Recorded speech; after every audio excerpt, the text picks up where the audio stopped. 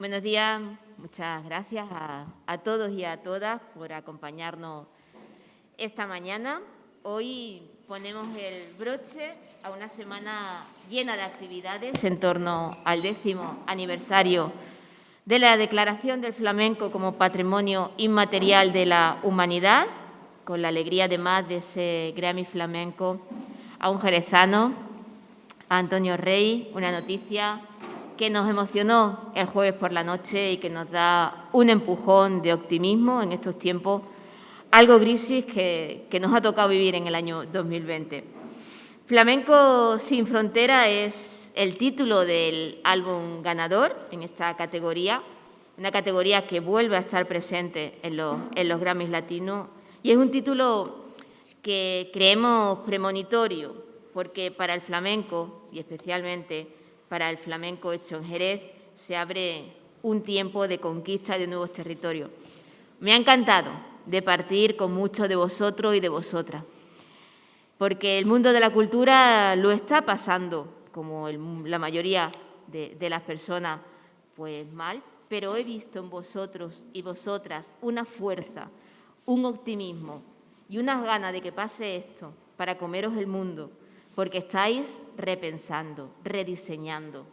De verdad, me ha emocionado las ganas, la fuerza que veo dentro del mundo flamenco, dentro del mundo de la cultura, porque también hay aquí de personas que están en otras especialidades.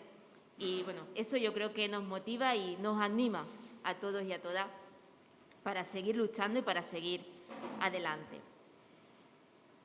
La verdad es que el flamenco está de moda, no es algo que cada vez llega a más países, que también lo hace a través de nuevos formatos y a través de nuevos canales.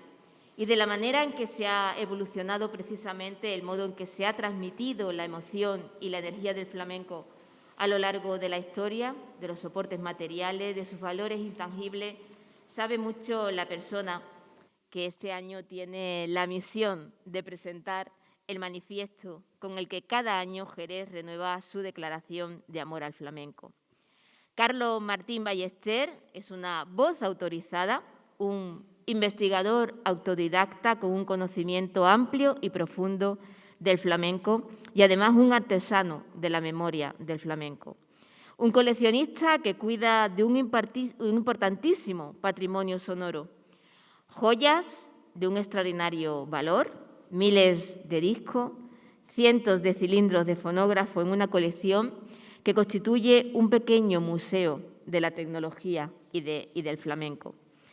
La historia del flamenco es también la historia de la tecnología que ha permitido a esas voces llegar a tantos y tantos rincones del mundo, a tantos hogares, y como os decía, ahora se abre un nuevo tiempo de nuevas conquistas, porque precisamente la digitalización es una gran oportunidad para llegar más lejos y cada vez a más aficionados.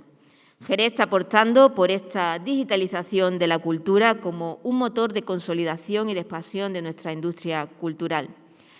Vamos a proyectarnos con más fuerza, con todo el poder de la innovación y valiéndonos de estos centros de difusión, como va a ser el Museo Flamenco de Andalucía, que de la mano Junta de Andalucía y Ayuntamiento de Jerez vamos a poner en marcha, también el Museo de Lola Flores, el Centro Cultural de Lola, entornos para seguir invitando a vivir el flamenco y explorar nuevas fórmulas que favorezcan su conocimiento y su disfrute.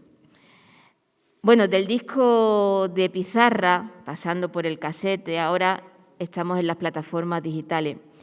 Y no sabemos si en el futuro, quizás mediante hologramas y sonidos envolventes, la experiencia del flamenco va a seguir evolucionando, pero sobre todo sin perder este tiempo ni un ápice de su magia, de lo revulsivo que supone para nosotros el flamenco. Hoy Carlos, estoy segura, nos va a hablar con ese amor que ha demostrado a lo largo de más de 20 años de trabajo incansable, de aprendizaje, de vivencia, de amor al flamenco, de mirar, de escuchar, de aprender y de buscar. Buscar para luego compartir, porque si se busca y no lo quedamos solo nosotros, eso no genera sensaciones, nos genera generosidad. Y yo creo que con esa generosidad ha demostrado el ofrecimiento de que en este día hoy va a poner todo su conocimiento a la exposición vuestra, a la exposición de todo Jerez. Un manifiesto a la altura de una conmemoración como puede ser los 10 años. Muchas gracias a todos los que nos acompañáis, gracias al Gobierno, a la Corporación Municipal, a otras personas que antes han estado en esta tribuna en la misma fecha y bueno, a todo el sector, el mundo del flamenco, de la cultura que hoy nos acompaña. Carlos, tienes la palabra.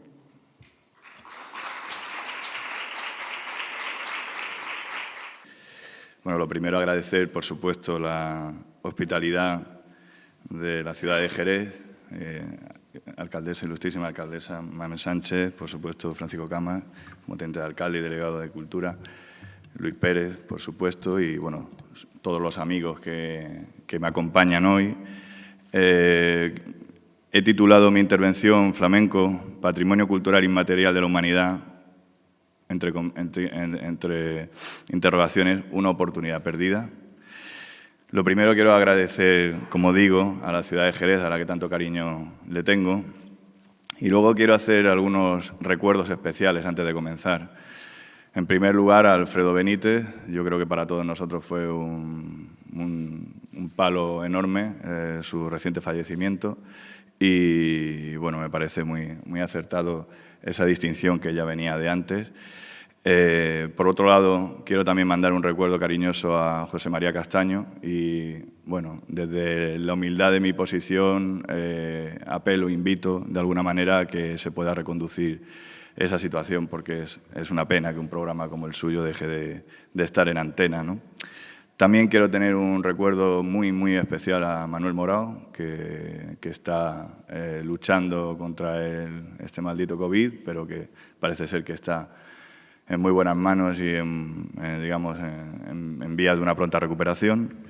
Y por último, quiero tener un recuerdo muy especial hacia Curro Ríos, un íntimo amigo mío, prácticamente familia, que ha fallecido hace unos días, tremendamente vinculado a Jerez, un aficionado como pocos he conocido. Él era compadre de Curro La Morena y un flamenco gaditano nacido en el Burgo, Málaga, pero gaditano de vocación, y una de las personas más iluminadas por la gracia, ¿no?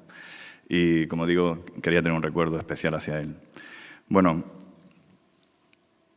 con esta intervención pretendo mostrar dos visiones. Por un lado, la protección, salvaguarda y difusión del patrimonio por parte de las instituciones públicas, con motivo de la celebración del 10º aniversario de la declaración por parte de la UNESCO del flamenco como Patrimonio Cultural Inmaterial de la Humanidad. Y por otro, mostrar cómo la realidad de los propios músicos y del propio patrimonio que se pretende proteger divergen de estas medidas.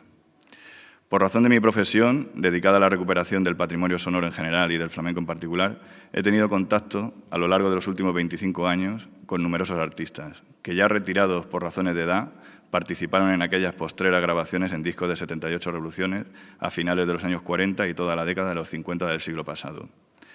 Me vienen a la memoria nombres como el propio Manuel Morao, Curro Dutrera, Antonio Arenas, El Perlo de Triana, Adelfa Soto, Flores del Gaditano, Manolo Brenes, La Paquera, Los Gitanillos de Cádiz. Por otro lado, como presidente del Círculo Flamenco de Madrid, al igual que el resto de mis compañeros de junta directiva, también tenemos contacto estrecho con muchísimos artistas que, por la propia naturaleza de nuestra asociación y por nuestra condición de aficionados, no nos sienten como programadores al uso, sino como iguales. Y esto les permite sincerarse y compartir sus preocupaciones. Pero empecemos primero por saber cómo nos define la UNESCO. Dice en su declaración: el flamenco es una expresión artística resultante de la fusión de la música vocal, el arte de la danza y el acompañamiento musical, denominados respectivamente cante, baile y toque. La cuna del flamenco es la región de Andalucía, situada al sur de España, aunque también tiene raíces en otras regiones como Murcia y Extremadura. El cante flamenco lo interpretan en solo y sentado generalmente un hombre o una mujer. Expresa toda una gama de sentimientos y estados de ánimo, pena, alegría, tragedia, regocijo y temor, mediante palabras sinceras y expresivas, caracterizadas por su concisión y sencillez. El baile flamenco, danza del apasionamiento y la seducción, expresa también toda una serie de emociones que van desde la tristeza hasta la alegría. Su técnica es compleja y la interpretación es diferente según quien lo interprete. Si es un hombre, lo bailará con gran fuerza, recurriendo sobre todo a los pies, y si es una mujer, lo ejecutará con movimientos más sensuales. El toque de la guitarra flamenca ha trascendido desde hace mucho tiempo su primitiva función de acompañamiento del cante. Este se acompaña también con otros instrumentos como las castañuelas y también con palmas y taconazos. El flamenco se interpreta con motivo de la celebración de festividades religiosas, rituales, ceremonias sacramentales y fiestas privadas. Es un signo de identidad de numerosos grupos y comunidades, sobre todo de la comunidad étnica gitana, que ha desempeñado un papel esencial en su evolución. La transmisión del flamenco se efectúa en el seno de dinastías de artistas, familias, peñas de flamenco y agrupaciones sociales, que desempeñan un papel determinante en la preservación y difusión de este arte. Bueno, sin entrar a debatir esta endeble definición del flamenco, hay que aclarar que la UNESCO no realiza una declaración y se desentiende de la cuestión. Exige una serie de compromisos, en este caso de la Junta de Andalucía. ¿Y por qué a ella? Veamos lo que dice la propia Junta en relación a la competencia en materia de salvaguarda del patrimonio. Corresponde asimismo a la comunidad autónoma la competencia exclusiva en materia de conocimiento, conservación, investigación, formación, promoción y difusión del flamenco como elemento singular del patrimonio cultural andaluz. Y así informa en su página web en referencia a la protección del flamenco en virtud a su inclusión en el Estatuto de Autonomía y la Declaración de la UNESCO. Un reconocimiento que ya le había concedido nuestra comunidad autónoma al incluirlo en el nuevo Estatuto de Autonomía y con el que las instituciones públicas nos comprometimos a proteger, estudiar y difundir este arte. El nuevo compromiso adquirido con la UNESCO vela por el mantenimiento de nuestra tradición flamenca a la par que la promociona dentro y fuera de Andalucía.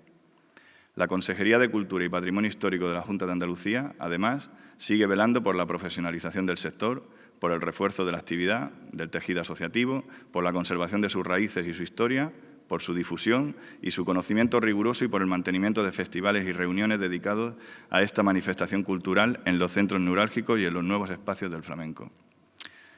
Bien, ya sabemos qué pretendía la UNESCO con la declaración y a qué se comprometía la Junta de Andalucía. La responsabilidad de dar voz hoy a todos los músicos que representan este patrimonio me hace poner sobre la mesa algunas cuestiones que reflejan las necesidades actuales y esbozar, a través de ellas, algunas de las posibles soluciones. Comprenderán que la tarea se antoja cuanto menos complicada y que aboga por la dignidad de las soluciones, pensando en aquellos que salvaguardan este legado a través de su interpretación. Escuchemos, volvamos la vista y concentremos el ánimo en crear las oportunidades necesarias. Planteemos, en primer lugar, el statu quo. Estamos como nunca. Esta sería la versión oficial, ¿no? Yo creo que desde la diplomacia deberíamos reconocer que esta no es la realidad. ¿No les parece sintomático que ante la caída del turismo extranjero por culpa del COVID-19, los tablaos no es que sufran más la crisis que el resto de sectores, sino que directamente se vean abocados a su cierre? Si centramos la mirada precisamente en los tablaos y su dependencia del turismo, a lo largo de las décadas de los 50, 60 y 70 del siglo pasado, eran frecuentados por extranjeros, sí, pero también por numeroso público nacional, por muy diferentes motivos. Entre ellos, que el flamenco conservaba todavía un protagonismo entre las opciones musicales o de espectáculos, cuestión que trataré más adelante, que las máximas figuras trabajaban en ellos, con el consiguiente interés para el aficionado, etc. Por otro lado, tenemos el hecho que el flamenco ha perdido protagonismo en favor de otras músicas. Esto es algo innegable. Basta con echar un vistazo a la hemeroteca para comprobar que el interés del público ha decrecido sustancialmente y que en la actualidad es una opción más entre la enorme oferta de contenidos musicales. Este fenómeno, que por sí mismo no es negativo, el auge de los medios de comunicación de unas décadas a esta parte, la globalización y, sobre todo, las facilidades de Internet a la hora de conectar con otros contenidos distintos a los locales, han propiciado que este arte nuestro coexista con otras expresiones musicales. Pero esta es la cuestión principal. ¿Esta competencia se hace en igualdad de condiciones? Muchos de ustedes habrán comprobado lo siguiente. Prueben a encender la radio, muevan el dial y comprobarán que la presencia de flamenco prácticamente es nula. Apenas encontrarán programas dedicados al tema e incluso en los espacios generalistas, cuando se tratan cuestiones musicales, el flamenco brilla por su ausencia. Ni siquiera en las sintonías o cortinillas de los programas es fácil encontrar el más mínimo rastro. Y no es la primera vez que grandes profesionales del medio confiesan: aunque no soy experto, me encanta el flamenco, pero la cadena prefiere que no lo incluya. Cuando en la mayoría de los medios de comunicación de nuestro país la presencia de músicas extranjeras, fundamentalmente de raíz anglosajona, está generalizada, uno debe preguntarse si este fenómeno surge de manera espontánea, si es consecuencia de un proceso o incluso si forma parte de un discurso en el que se potencian otras músicas, dependiendo de las estrategias de marketing y publicidad que son ajenas a músicos y expertos, pero que dan de lleno en la línea de flotación del patrimonio del que estamos hablando. Echando una mirada rápida hacia el pasado, el flamenco de los años 50 del siglo XX todavía tenía una fuerte presencia en los escenarios y los medios de comunicación. Cierto es que en su vertiente más pública predominaba una estética edulcorada, hablo de mediados de los 50, con abundancia de recitados, coplas de inflamado verbo y profusión de acompañamientos orquestales. Como reacción a esto surgió un movimiento que recuperó repertorios en desuso, protagonizado por antologías tan dispares como la Antología del Cante Flamenco de Hispavós de 1954, Una historia del cante flamenco de 1958, la de Manolo Caracol, Memorias antológicas del cante flamenco de 1963, de Pepe Marchena, la Antología del Cante Flamenco y Cante Gitano de 1965, que dirigió Antonio Mairena, o finalmente el Archivo del Cante Flamenco de Vergara, que dirigió nuestro querido José Manuel Caballero Bonal. De manera paralela, protagonistas fundamentales como Antonio Mairena realizaron una labor de dignificación a través de su obra discográfica, al igual que el flamenco se introdujo en ámbitos como el de la universidad, entró en contacto con la obra poética de autores hasta entonces alejados del repertorio, surgieron numerosas publicaciones en forma de revistas o libros y un largo etcétera. De manera casi paralela, en esa España muy anterior al fin de la dictadura y el inicio de la transición, junto a esos nuevos ambientes en los que el flamenco alternó, fue desarrollándose en los medios de comunicación y en buena parte de la juventud un apego por músicas foráneas que aportaban justo lo que el flamenco a sus ojos carecía: modernidad, singularidad, alejamiento de lo doméstico, etc. Esta corriente, que sería respetable si no pasara de ser un pecado de juventud, vamos a decir, se asentó en el imaginario colectivo hasta el punto de que en muchos ambientes se consideró el flamenco como un género anclado en el pasado, nada contemporáneo y, si se quiere, escasamente dinámico y lúdico, precisamente en una España que pretendía sacudirse lo gris a manotazos. De esa corriente de opinión al estado actual de las cosas en los medios de comunicación hay un paso. A los pocos años, y al abrigo del cambio democrático, las instituciones públicas comenzaron a mimar y subvencionar el flamenco, llegando al límite del paroxismo, como comenté anteriormente, con la inclusión en el Estatuto de Autonomía de Andalucía.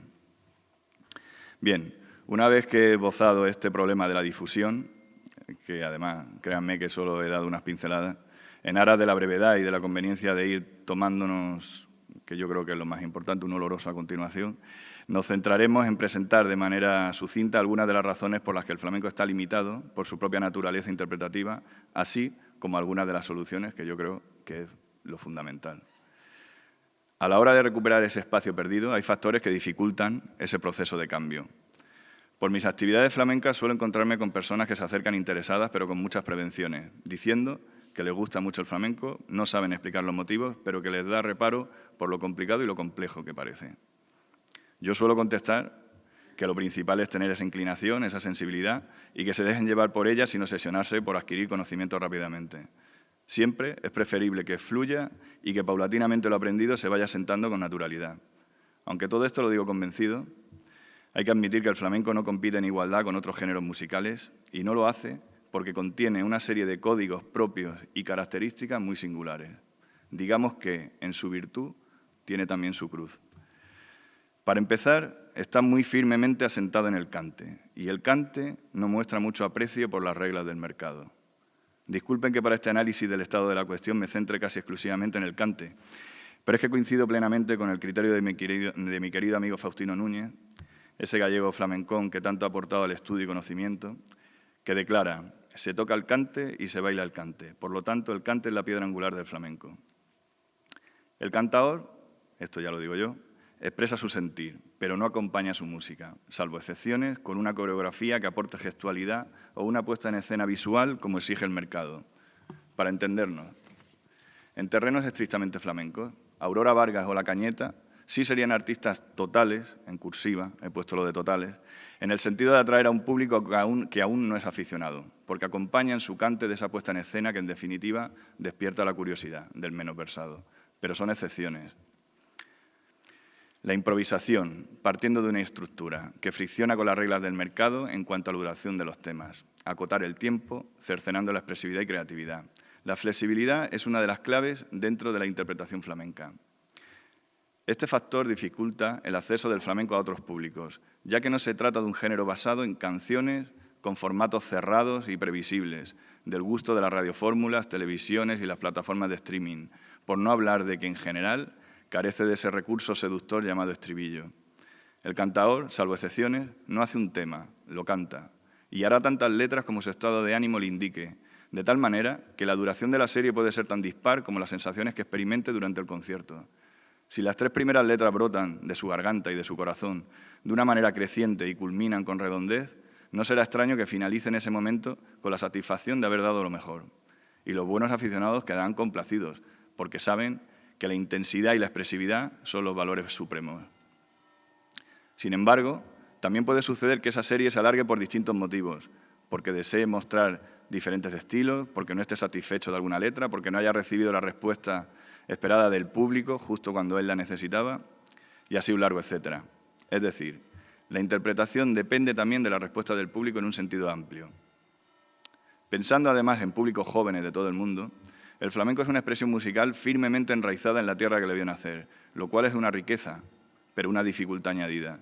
Son constantes las referencias locales, los giros del habla, los espacios que nos identifican, y claro, el público quiere, lógicamente, enterarse de lo que escucha, lo que le obligará a indagar, a conocer, es decir, a realizar un esfuerzo suplementario en la época de lo inmediato. Difícil combinación, ¿no les parece? Seguimos añadiendo factores que complican el acceso del flamenco a públicos más amplios, tanto nacionales como extranjeros. El decir el cante a lo largo de la historia de nuestra música ha experimentado grandes cambios. Desde que tenemos testimonio grabado sabemos que la copla cantada estaba íntimamente ligada a la expresión. Lo cantado debía emocionar tanto por lo que se decía como por cómo se decía. Tenemos infinidad de ejemplos de cantadores de muy distinta naturaleza cuya dicción permitía comprender la copla con facilidad si la escuchamos por primera vez. Daba igual que quien cantara fuera la Niña de los Peines, la Niña de la Puebla, Manuel Torres, Antonio Chacón. La pureza y claridad con la que brotaba la letra permitía conectar con el público y emocionar. Sin embargo, a partir de los años 50 del siglo pasado nació un movimiento necesario de recuperación de voces y maneras que se habían mantenido alejadas de los públicos y que trajo consigo la legitimación de una forma, podemos decir, menos canónica. Una de sus características principales es que se privilegió la expresión o el componente emocional a la claridad de la copla. Pongamos un ejemplo. Juan Mojama ha sido, sin lugar a dudas, uno de los cantadores más especiales que ha dado Jerez. Gitano por los 4 costados, fue un ferviente admirador de Antonio Chacón, de quien heredó la pulcritud en el decir el cante, la exquisitez en la selección de las coplas, no encontrarán banalidad alguna en ninguna de su repertorio, y, por supuesto, el gusto hacia el repertorio chaconiano de granadinas, tarantas, etc. De Manuel Torres, por otro lado, recogió la gitanería a la hora de expresar, la manera de lanzar y recoger la voz, de recortar y suspender los silencios, la nasalidad contenida, los paseos por las vocales, la emoción, en definitiva. Y de ambos, que es donde quería ir, la claridad en la vocalización, aunque en un grado de oscuridad mayor que los maestros referidos. Siguiendo con este ejemplo, Fernando Fernández Monge, Terremoto de Jerez, fue su mejor continuador, en lo que se refiere al cante de sabor netamente jerezano y de elevado contenido emocional. Y lo fue sin imitar, con sus propias características, una de las cuales fue emplear la letra cantada como vehículo para la emoción, incluso llevándola a un plano de difícil comprensión.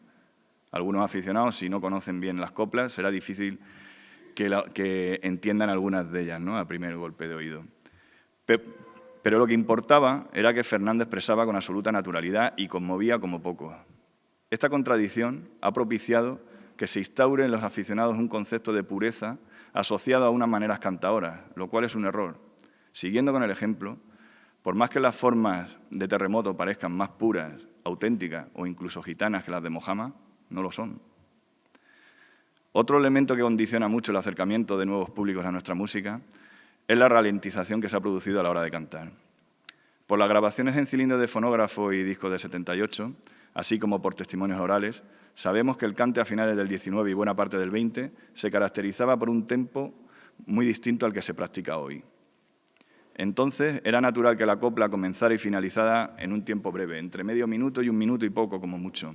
Sin embargo, y sobre todo desde mediados del siglo XX, se produjo un fenómeno ralentizador en el que la letra se extendió hasta llegar a duplicar o triplicar el tiempo destinado a ser completada, con la intención de hallar la emoción a través de una nueva solemnidad o majestuosidad.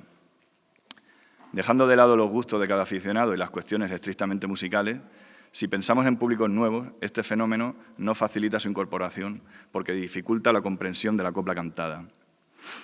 Con la intención de justificar este fenómeno ralentizador, cierta flamencología ha argumentado que siempre se había cantado así, pero que los miles de testimonios grabados que tenemos anteriores a 1950 estaban mediatizados por un formato y la duración de unos 3 minutos. Este argumento no se sostiene por múltiples razones, que sin entrar en profundidad, porque no es el momento, diré que aunque es cierto que los miles de discos de entonces tenían esa duración máxima, también lo es que el cantador voluntariamente no aprovechaba todas las posibilidades del disco. Por ejemplo, el guitarrista solía realizar generosas entradas de 1 minuto o más cuando podía limitarlas si la duración era el problema. Cierto es que a veces al finalizar una placa se percibe el apremio por terminar una letra, pero eso sucede más por el empeño en encajar una última letra donde no cabía que porque el artista, en general, se viera obligado a cantar a una velocidad mayor. Otra razón que descarta esta peregrina teoría es que contamos con ejemplos sonoros de esos mismos artistas, pero en formatos de grabación menos limitados, y su cante sigue teniendo las mismas características. Considero imprescindible el apoyo público a la creación cultural, y estoy convencido de ello. Incluso los más críticos con este asunto, que abominan de las subvenciones a la cultura, pero que sin embargo no se rasgan las vestiduras cuando los ayudados son los bancos o las concesionarias de las autopistas, habrán comprobado que en estos tiempos de pandemia la creación, la cultura o el arte en su mayor definición es lo que ha salvado al ser humano y nos ha permitido soportar esta ira de los tiempos, ¿no? Yendo al terreno de lo flamenco, el problema podría resolverse mediante la creación por parte de las instituciones públicas de un plan coherente con las necesidades. El objetivo primero podría plantearse a través de la creación de un tejido profesional que hiciera uso de las subvenciones, pero que no dependiera de ellas, así como generar un público amplio y convencido de que el consumo de cultura es una inversión personal, propiciar programaciones estables y autogestionadas, etc. Cuestión que trataré más adelante. Algunas preguntas que dejo en el aire. ¿De qué sirve proyectar una imagen de festival mastodóntico con espectáculos a las mismas horas o porfiando por sumar a su programación ciertos estrenos absolutos de vida efímera? ¿Qué sentido tiene que un festival con dinero público dedique decenas de miles de euros en una sola noche cuando con ese dinero se podrían establecer acuerdos público-privados que permitieran tener una programación estable el resto del año?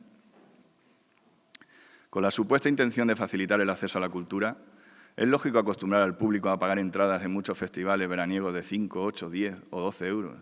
¿No sería mejor generar aficionados que saben lo que pagan y se sienten solidarios ante el espectáculo que van a ver? Son solo algunas preguntas que el aficionado suele hacerse y no tiene la oportunidad de ser escuchado. Y yo, sin arrogarme ningún papel de portavoz, de alguna manera me siento obligado a darles voz. En el terreno de las soluciones, que a mí me parece que es lo principal de mi intervención, si la Junta de Andalucía se arrogó la competencia exclusiva, entre comillas, en materia de conocimiento, conservación, investigación, formación, promoción y difusión del flamenco como elemento singular del patrimonio cultural andaluz, cierro comillas, debería establecer un acuerdo marco con el Ministerio de Cultura, así como con el resto de entidades que puedan aportar algo en esta dirección. Si me permiten hablar de algunas soluciones, les propongo algunas, procediendo a ser el altavoz de todos aquellos aficionados, como decía. Las principales medidas a implementar serían, a mi juicio, las siguientes. Primero, incluir el flamenco en todos los conservatorios, escuelas y universidades. Segundo, que los festivales con dinero público no sean receptáculos de propuestas de los representantes, agentes o productores, sino que sean generadores de ideas y propongan proyectos sugerentes a los artistas. Un festival que pretenda ser algo más que una suma de espectáculos debe contar con un equipo técnico lo suficientemente preparado como para plantear retos, sin imposiciones, pero con una comunicación constante con los artistas. Ayudar a las peñas, que siendo unas entidades imprescindibles, necesitan transformarse, incorporando a gente joven, incluso en las juntas directivas, con el objetivo de generar programaciones de calidad y abrirlas a la sociedad. Otro punto sería que se intensifiquen los actos con artistas retirados para que compartan sus vivencias en peñas, universidades, colegios, etc. Otro punto, a mi juicio, que haya un canal de comunicación directa con todos los artistas, especialmente aquellos en situación de vulnerabilidad, con el objetivo de generar un clima de confianza y cercanía. También me parece imprescindible dar a la guitarra flamenca el protagonismo que se merece. No tiene justificación alguna que España, el país de la guitarra, la maltrate de esta manera. Y desde aquí mando la enhorabuena a Antonio Rey precisamente por recibir ese Grammy Latino. Ayudar también a los tablaos para que su dependencia del turismo extranjero vaya paulatinamente decreciendo gracias a la incorporación de público nacional. También me parece imprescindible invertir en publicidad y ayudar al sector a renovar su imagen. Un mundo como el actual, en el que la estética y lo visual vale tanto como el contenido, desgraciadamente, necesita mostrarse de manera diferente y a través de canales que conecten con los nuevos públicos. Lo hemos comprobado recientemente con el caso de Israel Fernández y su reciente disco Amor, que ha paseado su flamencura y naturalidad por muchos medios de comunicación que hasta ahora parecían vetados a los flamencos, ¿no? Y que precisamente conectan con un público joven. Otro punto importante sería formar equipos de investigadores para el vaciado sistemático de las hemerotecas a nivel nacional e internacional, digitales o no, con el objetivo de establecer un mapa de lo que ha sido el flamenco e incluso el preflamenco en los 2 últimos siglos. Y por último, garantizar la financiación necesaria al Centro Andaluz de Documentación del Flamenco, tanto para el aumento de su plantilla como para la adquisición de fondos. Consultar siempre con especialistas en museografía y con los propios trabajadores del Centro Andaluz de Documentación del Flamenco antes de realizar modificaciones en su diseño o funcionamiento. Bien, ya estoy terminando. La materia prima de la que hablamos, el flamenco como patrimonio inmaterial, debemos tratarlo como tal, atendiendo a sus necesidades y no a las necesidades de los discursos creados para su preservación, con la mejor de las intenciones, a veces tan alejados de lo principal. Pongamos el foco en los creadores, músicos y artistas, para buscar su salvaguarda. Preguntemos a los expertos e investiguemos el fenómeno para aportar soluciones coherentes y comprometidas con la idea de salvaguardar un patrimonio que nos pertenece a todos y del que somos responsables. Estando en Jerez, es justo reconocer que hay excelentes iniciativas desde lo público, entre las que merece la pena destacar la labor del Festival de Jerez, con Isamay Benavente al frente, y la del equipo de gobierno del Ayuntamiento de Jerez de la Frontera. Para finalizar, decir que en el país donde ni una ley de educación ha podido ser aprobada en consenso, con visión a largo plazo, dudo mucho que se pueda abordar ese plan estratégico del flamenco que incluya Junta de Andalucía y otras comunidades, Ministerio de Cultura, entidades locales y actores privados como medios de comunicación, discográficas, programadores o productores. Pero que es imprescindible, también lo sé. Mientras que las transformaciones a realizar no se hagan de una manera coral, coordinada por un plan director que agrupe a todos los actores y sensibilidades, los artistas, los verdaderos protagonistas de este género musical único, seguirán siendo los más perjudicados. Va por ellos esta intervención. Muchas gracias. Sí. Muchas gracias, Carlos. Muchas gracias por las aportaciones, por ese manifiesto propositivo lleno de ideas, de conocimiento, y que hemos estado apuntando algunas. Eso también tiene que servir porque los que nos dedicamos a la administración, sea cual sea la categoría, también tenemos que saber, y eso es vital, escuchar, como antes te decía, que tú también escuchas, escuchar a quienes sabéis. Y muchas gracias.